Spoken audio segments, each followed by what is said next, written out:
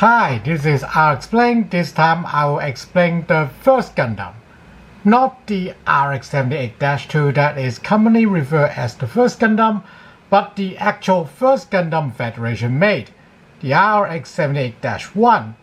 The more common name is Prototype Gundam, but this is a bit of a misnomer as all original 8 Gundams are all prototypes and starts off from the same blueprint.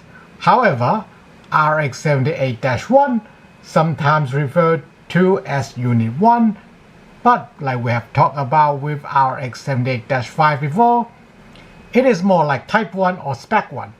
Anyways, this is the only one type that retains its original RX-78 specifications, so Prototype Gundam isn't far off, despite it may be the most common series of Gundam deployed during the 1-year war. So, let me start again. Prototype Gundam, model number RX-78-1, is the first Gundam that Earth Federation Force made, the first Gundam that got mass-produced, and the first mobile suit made by Earth Federation for close combat. Not only is Prototype Gundam the first Gundam, but a lot of its features would later be reintroduced to Gundam and Gundam model development. But before we get into that, let's talk a bit about what close combat means for mobile suits. We had talked about how the gun cannon was developed as a bipedal tank, and how that didn't work out for the Federation even for small skirmishes. However, the Battle of Loom demonstrated that Federation either caught up and developed their own mobile suit, or would face humiliating defeat after defeat until the principle of Zeon replaces the Federation force as the primary armed force of Earth's Circle. The Federation launched Operation V to deploy, fight, and produce mobile suits for the war against Zeon, and the RX project to design and develop these mobile suits. Now, with the Antarctic Treaty banning the use of NBC weapons, Federation spaceships are less likely to be slaughtered by Zeon's mobile suits single-handedly, but still remain at a huge advantage once these mobile suits manage to get close in where Federation's battleship would have trouble shooting them down with their beam cannons.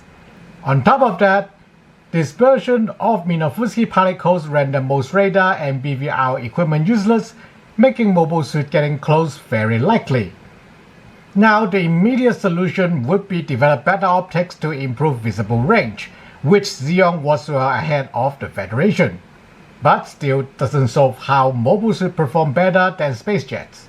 On Earth, with aircraft losing the ability to use targeting system other than optical or graphical based ones, meaning they would need to fly a lot lower.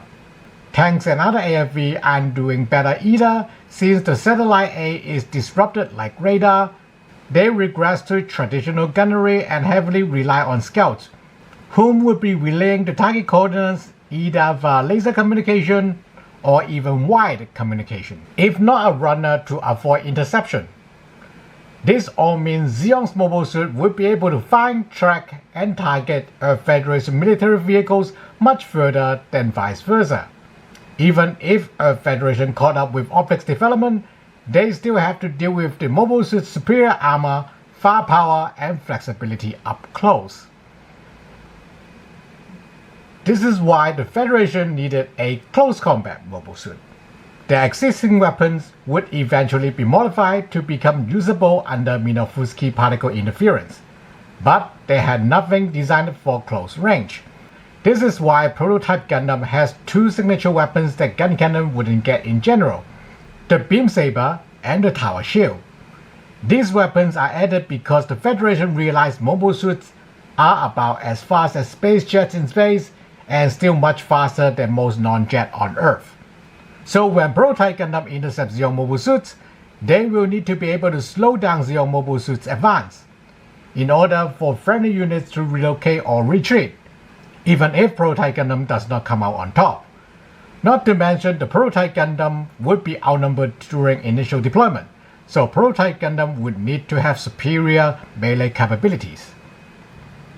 Now with a tile shield, Prototype Gundam does not need as much armor on it like gun cannon.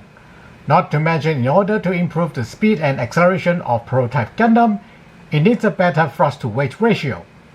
This would eventually be solved with the invention of Lunar Titanium or Gundamium Alpha. But Prototype Gundam would need to work with or without the success of Lunar Titanium, not to mention the potential supply issues. So Prototype Gundam was initially built with titanium composite armor that we have mentioned with gun cannon. That is why you may see some records suggesting Prototype Gundam's armor is not as good as RX-78-2. It is also possible that during the development of Type 2-8 of RX-78, Prototype Gundam received the Lunar Titanium armor upgrade. Either way, Prototype Gundam still has superior armor compared to most mobile suits in the 1-year war.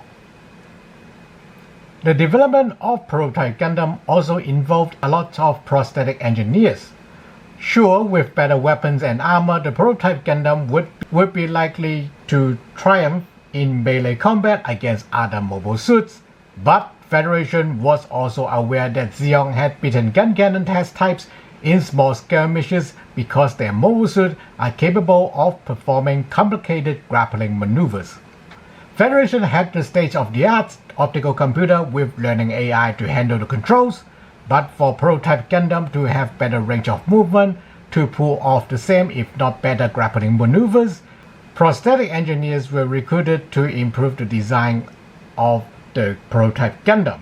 The result is that Prototype Gundam has even more human-like limbs, with a torso that is pretty much a less armored version of the gun cannon.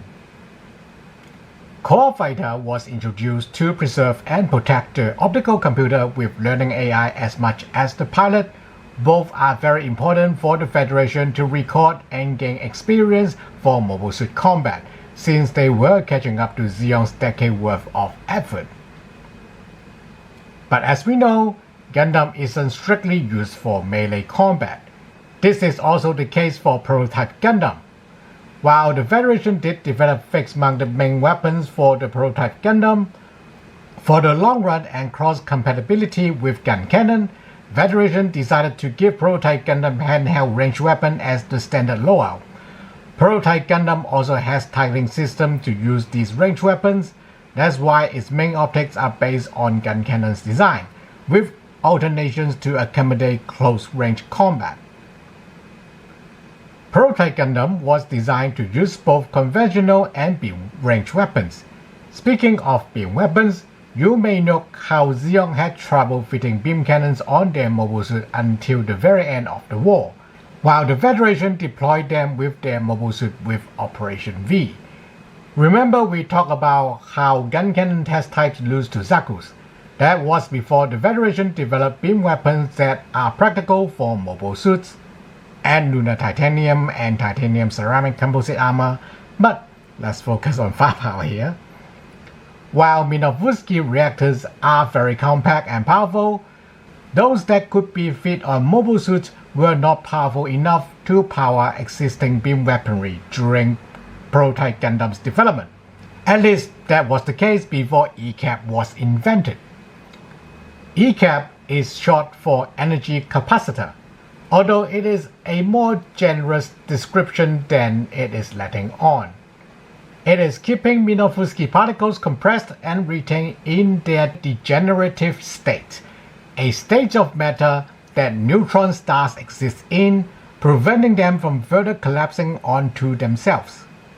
Usually, beam cannon only keep Minovsky particles in this state briefly before unleashing them as this extremely dense and hot bolt. But with ECAP technology, these Minovsky particles in degenerative state can be kept like regular munition.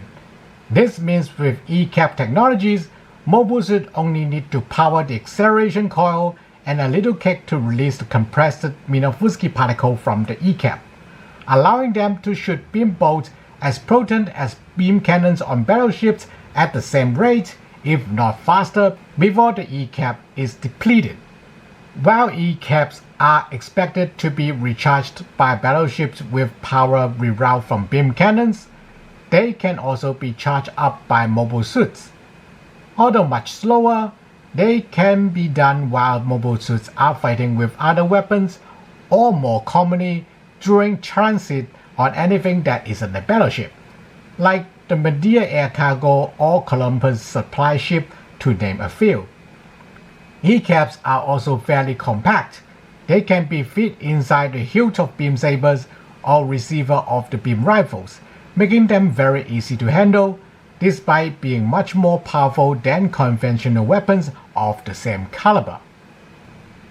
Now that we know how the Federation developed the Prototype Gundam, let's take a closer look and see the result, starting from the head. Prototype Gundam's head is a Gundam head, or maybe it should be the other way around. Optic on top of the head, V-shaped antenna, a pair of Vulcans, small cap over the twin eye optics, face mask covering the radiator, multi-spectrum receiver for chin, and rows of exhausts on either side of the helm. We have talked about some close-range combat adjustment from gun cannon, and the answer is more optics, to cover closer and smaller targets, also another optic on the back of the head for rear view. The V-shaped antenna is both visual for Operation V and practical for clearing the way for the top optic and Vulcans. Not that the pair on the back of gun cannon's head doesn't work, but this arrangement put the different systems in concentrated areas where they can be repaired or replaced individually. Although we know Federation later went back to the gun cannon style with GM because that is much cheaper and easier to produce, Gundam-type mobile suits since have followed this architecture for their head, regardless of size and shape of the Gundam itself. So this design definitely is significant and all started with the Prototype Gundam. Prototype Gundam's torso is in the same arrangement as gun cannon, but with less bulky armor, partly due to the application of lunar titanium, but mostly because Prototype Gundam is designed to be faster and use its shield for defense, while gun cannon is a bipedal tank. On top of that, the Federation already introduced the core fighter system to protect the pilot, the optical computer and learning AI, and the main Minovsky reactor for the Prototype Gundam, in no particular order. The turtleneck armor is replaced with a glacis for better visibility up close. Prototype Gundam skirts are once again slimmer version of the gun cannon. However, it does have a signature extended side skirt on one side. Usually installed on the right, it is designed to holster and recharge the beam rifle designed for Prototype Gundam, while the other side is just a plain armor piece. Eventually, the RX-78 series and GM would have both side skirts in the shorter style with docking ports for charging and holstering the beam rifle or beam spray gun, or any variants in between. But on the Prototype Gundam, it has its own Minovsky particle condenser, probably trying to improve the recharge rate on the beam rifle. But the Federation figured out that they can have extra beam rifles charged up in the ship, or later, detachable E-cap like ammunition magazines. Prototype Gundam's legs are less bulky to save weight and more human-like to improve agility compared to the gun cannon.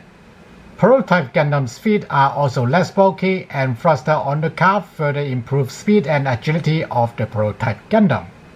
The ankle armor has reinforcing ribs, somewhat reminiscent of lightning cuts on 90 full-plate armor. This design is inverted from the RX-78-2 and onward, where the ribs are installed inside. Prototype Gundam's arms are once again slimmer version of the gun cannons. The shoulder armor has no RPG motors or thrusters, but it is clearly modular so it can be upgraded easily. The forearm is where the RX-78-1 is most different from later variants. It has scallops in the middle of the forearm for shield straps or other fixed mount weapons. This feature was later omitted for ease of production for RX-78-2 onward, with the design of the shield straps and fixed mount remaining more or less the same.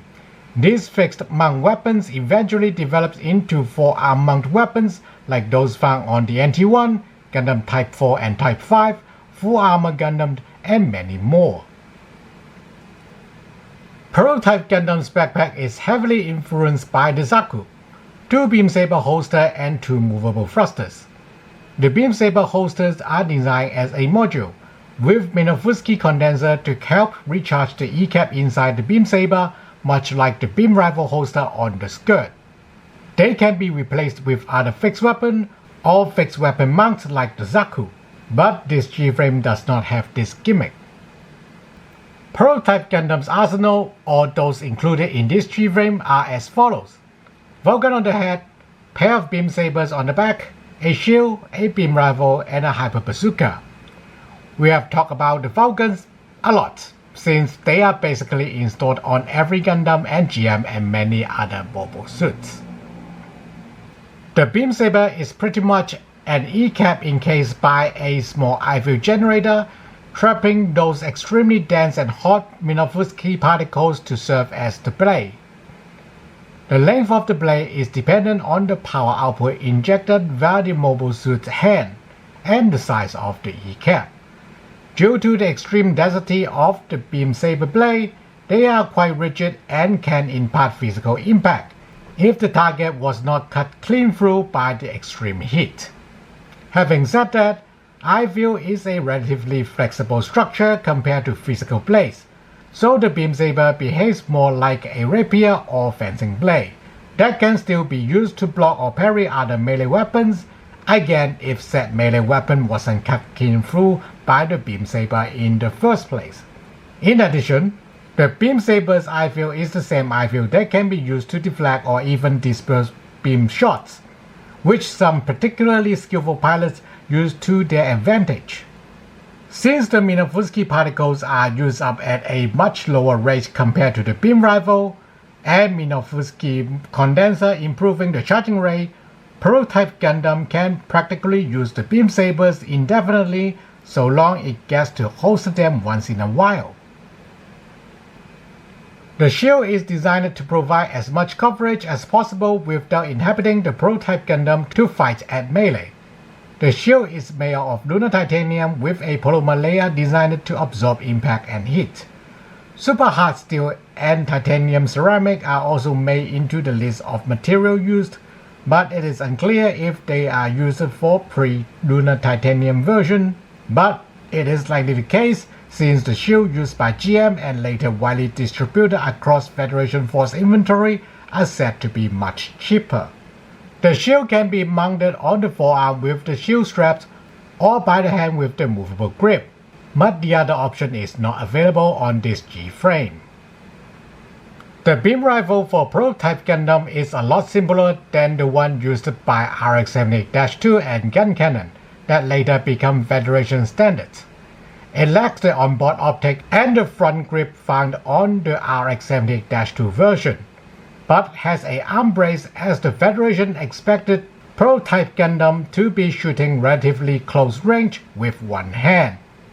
Having said that, the barrel length, output and rate of fire of this beam rifle is more or less the same as RX-78-2 version, so in practice, this is still a very deadly medium-range weapon. The Hyper Bazooka is developed in response to Zeon's use of bazookas on their mobile suits.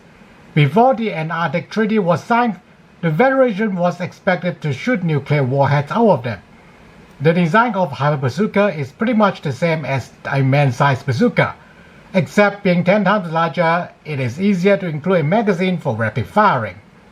The Hyper Bazooka are usually loaded with recoilless gun shells with high explosive or heat warheads. Other warheads like Cash, Napalm, Fletchet, Airburst, etc. were used by the Federation as well.